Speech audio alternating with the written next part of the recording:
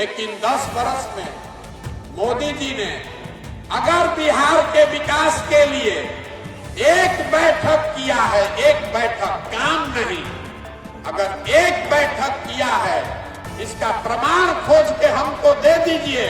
हम कल से अपना ये अभियान छोड़ के मोदी जी का झंडा लेकर चलेंगे। Prashant Kishor is politically irrelevant. 20 साल की एंटी इनकम्बेंसी, अब की बार नीतीश का पासा पलट सकती है। 2020 के चुनाव में तेजस्वी से किसी को कोई उम्मीद नहीं थी, मगर तेजस्वी आज की तारीख में एक एस्टेब्लिश लीडर के तौर पर बिहार में अपनी पहचान बना चुके हैं। पिछले 5 साल में क्या घटा वो भी जान लीजिए। आज ना नीतीश उतने लोकप्रिय रह गए हैं और ना उनके नेता मोदी जी ही। विपक्ष आक्रामक, हमलावर और यात्रा पर है। जिन लोगों को ये लग रहा है कि एनडीए के हाथी पे चढ़कर नीतीश कुमार फिर से शपथ ले लेंगे, इतना भी आसान नहीं है। इंडिया ब्लॉक के सिपे सलार, चाहे अखिलेश हो या फिर राहुल गांधी, सब तेजस्वी के लिए जोर आजमाइश में लगे हैं। इन सब समीकरणों के बीच कोई और भी है जिसने आहिस्ता आहिस्ता अपनी जगह इस चुनाव में पक्की कर ली है। हम बात कर रहे हैं प्रशांत किशोर की। जब से प्रशांत किशोर ने 2 अक्टूबर 2024 के रोज पटना के पशु चिकित्सालय मैदान में बड़े तामझाम और बड़े बड़े वादों के साथ जन स्वराज पार्टी की नींव रखी है, तब से वो खुद को साबित करने के लिए मौके की तलाश में हैं। बिहार का विधानसभा चुनाव प्रशांत किशोर के लिए चुनावी आपदा में अवसर बन सकता है। पीके की जन स्वराज पार्टी को आरजेडी और कांग्रेस एनडीए की बी टीम कहकर मुंह चिढ़ा रहे हैं। क्यों भला? क्योंकि जन स्वराज पार्टी ने बिहार के विधानसभा चुनाव को त्रिकोणीय मुकाबले के मुहाने पर लाकर खड़ा कर दिया है। अपने लिए वोट जुगाड़ सके तो ठीक, वरना ये तो तय है कि बाकियों का डब्बा गोल करने की ताकत तो पीके रखते ही हैं।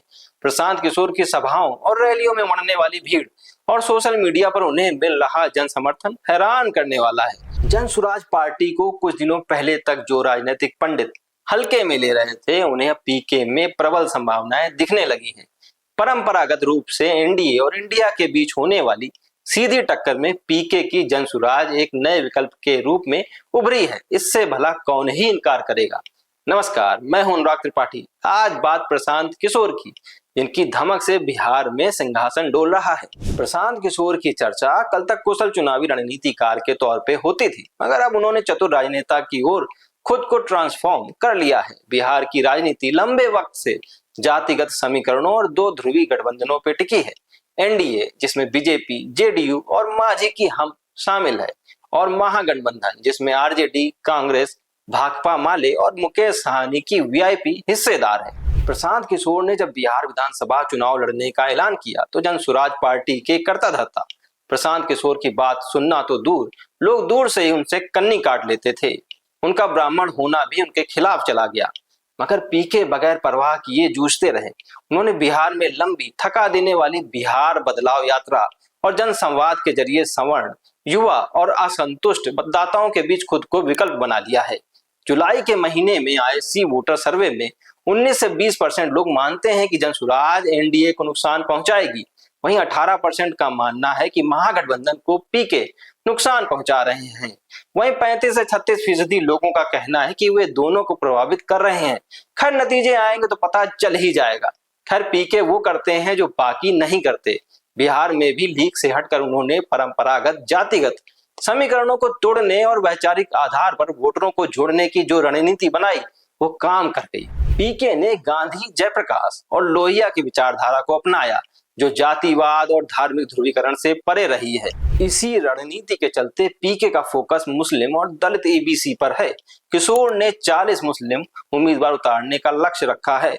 जाहिर है इसका फायदा उन्हें जरूर मिलेगा, क्योंकि जेडीयू, आरजेडी और कांग्रेस ने पिछले कुछ चुनावों से मुस्लिम उम्मीदवार खड़ा करना कम कर दिया है, जिससे जो वैक्यूम क्रिएट हुआ है उसकी भरपाई पीके करके वोटरों को अपनी ओर खींच सकते हैं। इसमें कोई दो राय नहीं है कि प्रदेश के सवर्ण, विशेषकर ब्राह्मण भूमियार, जो तादाद में 15 से 18% हैं, को ये लगता है कि अब उनकी जाति के हाथों में लीडरशिप नहीं आने वाली है। करीब 4 दशकों से सत्ता से वंचित ये समुदाय प्रशांत किशोर में अपना भविष्य देख रहा है।